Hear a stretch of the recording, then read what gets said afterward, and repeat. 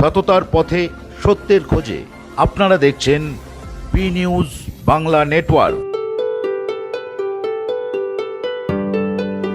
63 battalion SSB Barasat দ্বারা গত 5ই মে থেকে মেড ইন লাইফ অন্তর্গত বিভিন্ন রকমের কার্যক্রম চলছে, যার মধ্যে গত 9ই মে আমডাঙ্গা গ্রামীণ হাসপাতালের এলাকা এসএসবি এর কর্মচারী এবং হসপিটালের স্টাফরা মিলে সাফসাফাই করা হয়।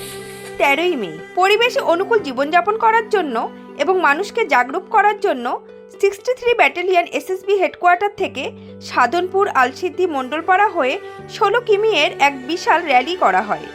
এই র্যালিতে 63 ব্যাটালিয়নের অফিসাররা এবং অন্যান্য কর্মচারীরা উপস্থিত ছিলেন।